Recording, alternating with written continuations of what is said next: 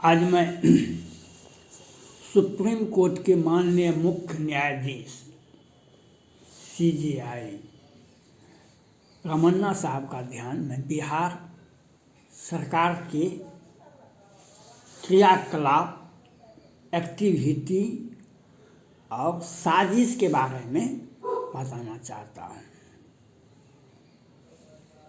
मैं supreme court के ही दो बढ़िया न्यायाधीश हाल ही में अवकाश ग्रहण किए। उन्होंने अपने संयुक्त प्रेस कॉन्फ्रेंस में कहे, न्यायालय को जजमेंट देने वक्त जनता का भरोसा को बनाए रखने का प्रयास करना चाहिए। उन्होंने कहा था, और ख़ास करके सुप्रीम कोर्ट को यह काम करना चाहिए जिससे देश की जनता उन पर भरोसा करे। मैं चीफ जस्टिस सुप्रीम कोर्ट के मुख्य न्यायाधीश रमन्ना साहब का ध्यान, आपने ही दो बार आदेश दिए। 2021 में जब लॉकडाउन कोरोना से पूरा देश की नागरिक, आम नागरिक मर रहे थे, आपने उस वक्त आदेश दिया था जिस आपराधिक व्यक्ति का अपराध आधा से अधिक हो गया, जेल में बंद है आपराधिक व्यक्ति और उसका सज़ा आधा से अधिक हो गया, उसको रिहाई कर दीजिए। अगर रिहाई नहीं है संभव तो आप 50 दिन का पेरोल दीजिए। बिहार सरकार ने नहीं सुना बात। बिहार विधानसभा में पूर्व सांसद आनंद मोहन, जो दो बार लोकसभा के सदस्य रह चुके हैं, विधानसभा का सदस्य रह चुके हैं, उनके बारे में बिहार सरकार के गृह मंत्री, प्रभारी गृह मंत्री बिहार सरकार ने स्पष्ट रूप से कहा, बिहार विधानसभा में इन्हें परिहार का लाभ नहीं मिलेगा, ये लोक सेवक की हत्या किए हैं। ये वही बिहार सरकार है जो आपने अभी आपने कहा, जो कोरोना से, जहरीली शराब से जो बिहार में लोग मरे हैं, बिहार सरकार कोई सोच समझ के ठोस नीति नहीं अपनाई, उसी का नतीजा है। उनका ये बात तो आपने सही कहा, लेकिन बिहार सरकार के प्रवक्ता, जदयू के प्रवक्ता ने आपको ही कानून का पाठ पढ़ा दिए। इनका हैसियत क्या है? बिहार सरकार का क्या हैसियत है? 16 सदस्य लोकसभा में है, इसके पहले इनका 2 सदस्य था, और इन्होंने ही कहा कि इस न्यायालय में मामले शराब से पहले भी लंबित हैं। ये आपको सोचना होगा। आप अपना काम कीजिए, हम अपना काम करते हैं। ये बिहार सरकार के जदयू के प्रवक्ता अजय आलोक जी ने कहा। ये वही बिहार सरकार है जब 17 में शहाबुद्दीन, बिहार के ही एक जिला है, शहाबुद्दीन साहब 4 बार लोकसभा के सदस्य रह चुके हैं, उन पर हत्या का मामला दर्ज था।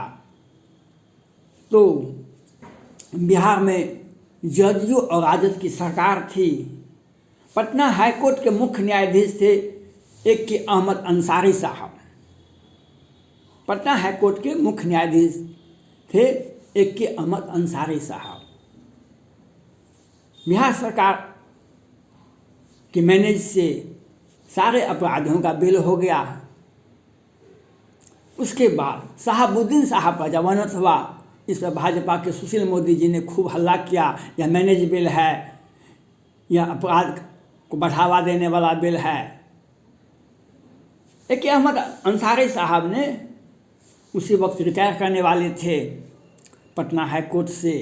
उन्होंने प्रेस कॉन्फ्रेंस करके बोले, बिहार सरकार ने हमें सिफारिश किया था सारे अपराधियों को बेल दे दीजिए, और हमसे बेल भी दिलवा दिया और हमको बदनामी भी करा दिया बिहार सरकार ने।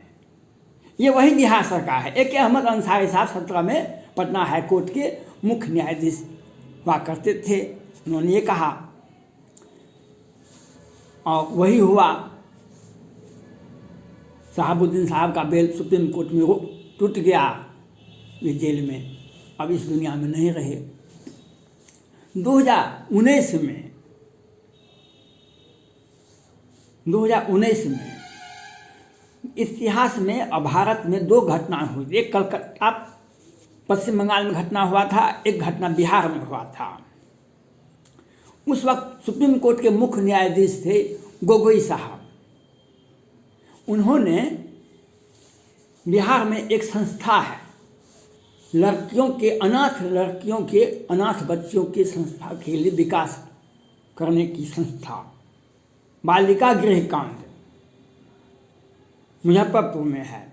उस संस्था को बिहार सरकार प्रत्येक वर्ष भौतिक सत्यापन करके बिहार के मुख्यमंत्री, बिहार के गृह मंत्री, वरीय मंत्री, संबंधित विभाग के मंत्री, उसमें नीतीश कुमार जी भी हैं, उस संस्था को करोड़ करोड़ का आवंटन देते थे।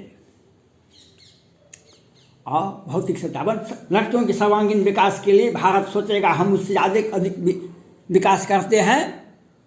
और सुप्रीम कोर्ट के तत्कालीन मुख्य न्यायाधीश जी को किसी ने पता चल गया, लेकिन बिहार के मीडिया में कहीं नहीं छपता था। आप जो कहते हैं मीडिया सरकार के पीछे लगे हुए है, मीडिया तो सरकार के पीछे, केंद्र सरकार के पीछे नहीं, महाराष्ट्र के सरकार के पीछे, बिहार सरकार के पीछे मीडिया चरण रज चाहती कृपा करो रघुवीर, इस अवस्था में है।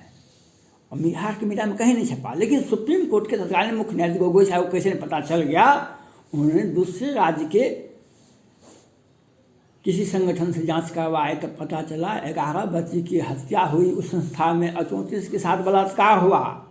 तत्कालीन chief justice supreme court Gogoi साहब ने आदेश दिए तो एक सिन्हा साहब को, जो जिला न्यायाधीश थे, वे जांच किए, जजमेंट भी दे दिए। उन्होंने प्रेस कॉन्फ्रेंस करके बताया इस संस्था से लड़कियों का सप्लाई होता था बड़े बड़े लोगों के पास, और छोटे 4th ग्रेड के कर्मचारियों को सजा हो गई। ठाकुर जी जो संस्था के अध्यक्ष थे उनको सजा हो गई, और बड़े बड़े लोग जिनके यहाँ लड़की का सप्लाई होता था, जोवन जड़ किसे नहीं बलकावा, मच्छर काहे कलंक न लावा, चिंता सांपनी को नहीं खाया, केहन पद पाए भोगाया, ऐसे व्यक्ति बच गए। पटना हाईकोर्ट ने 2020 में राकेश कुमार जी ने प्रेस कॉन्फ्रेंस करके राष्ट्रपति भवन, सुप्रीम कोर्ट और प्रधानमंत्री कार्यालय को विधिवत सूचना दी। बिहार सरकार ने मैनेज करके लोअर कोर्ट और वैकेंट कोर्ट से सृजन घोटाले के बड़े आरोपी को जमानत दिलवाए हैं। इसीलिए और पटना हाईकोर्ट 2021 में जब लॉकडाउन कोरोना से सैकड़ों नहीं हजार लोग मर गए थे, तो चक्रधारी शरण जी और शाह जी का खंडपीठ जांच कर रहा था, तो आ गए पटना हाईकोर्ट में कोरोल साहब और कुमार साहब। कोरोल साहब पटना हाईकोर्ट के मुख्य न्यायाधीश जी हैं, तो वो आ गए, वे जांच करने लगे। तो बिहार सरकार ने एक बार कहा कि 6 आदमी मरा है कोरोना से बिहार में, फिर कहा कि नहीं, बक्सर में मुक्ति धाम है, उसमें 4-5 जिला के लोग आता है, दूसरे राज्य से भी आता है, उसमें 600 मरा। फिर कहा कि हॉस्पिटल में मरने वालों की संख्या 1000 के लगभग है, 889 है।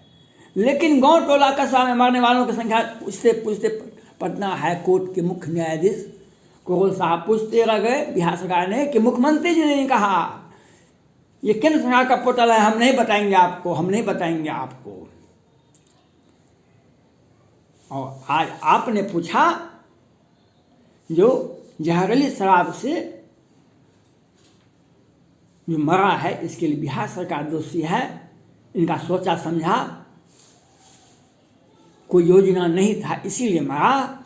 कि इस पर बिहार सरकार और जदयू के प्रवक्ता अजय आलोक जी ने अपना बिहार सरकार का कड़ा संदेश दे दिए।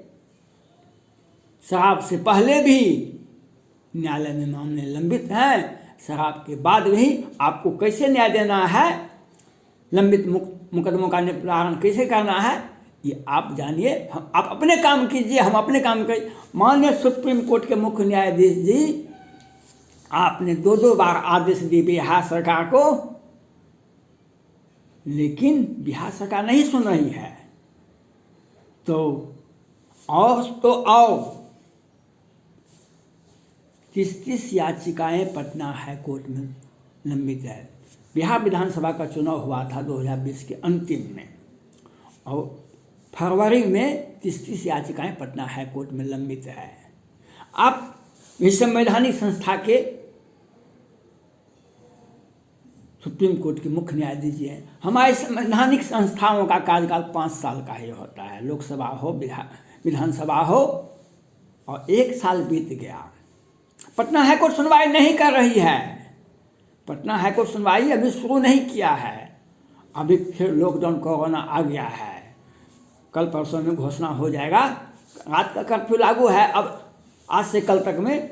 मैं माननीय सुप्रीम कोर्ट के मुख्य न्यायाधीश रमन्ना साहब और सुप्रीम कोर्ट के वरीय न्यायाधीश और सारे माननीय न्यायाधीश जिसे अपील करना, अगर जिस संस्था का कार्यकाल 5 साल का ही है और याचिका दायर है 1 साल हो गया, फरवरी में ही याचिका दायर की गई है, उसकी सुनवाई अभी नहीं होगी, और लॉकडाउन कोरोना फिर आ गया, इस 22 में भी सुनवाई होगी।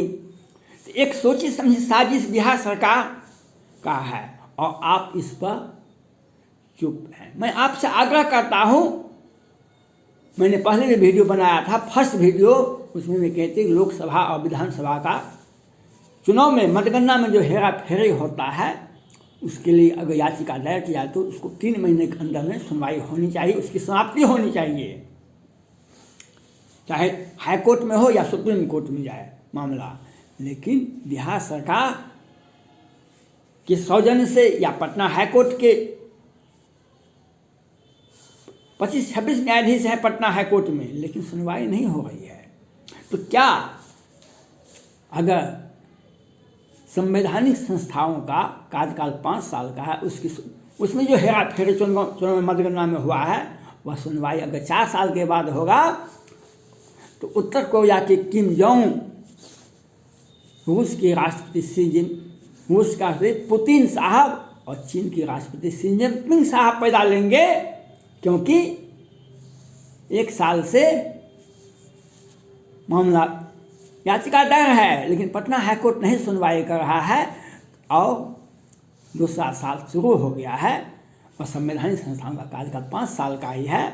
तो संविधान की संस्थाओं का अगर दम टूट रहा है तो क्या होगा? न्याय किसे अपील किया जाएगा? मैं आपसे आग्रह करना चाहता हूँ माननीय सुप्रीम कोर्ट के मुख्य न्यायाधीश रमन्ना साहब से, जो तत्काल जनवरी, आज 5 जनवरी 2022 है, आप 30 जनवरी के अंदर में आप पटना हाई कोर्ट को आदेश दीजिए, जो आप सुनवाई करके मामला को समाप्त कीजिए। अगर ऐसा नहीं करते हैं आप, तो संविधान की मर्यादा, संविधान का आत्मा रोएगा, और संविधान संस्थाओं का अधिकार का हनन होगा। और इसीलिए बिहार सरकार के मुख्यमंत्री को सुप्रीम कोर्ट का बात भी असर नहीं करता है। गोगोई साहब हो कि आप हो, इसके पहले भी हो, पटना हाईकोर्ट के आदेश का पालन ये नहीं करते हैं, क्योंकि ये सत्ता में बैठे हुए हैं और अपने बुद्धिजीवी होने का दावा करते हैं। आप अगर स्टैंड लेंगे तो रावण, परशुराम और समुद्र को भी आत्मसमर्पण करना पड़ा था राम के सामने। अगर आप एक्शन में आएंगे तो बिहार सरकार सड़क पर चली जाएगी। धन्यवाद।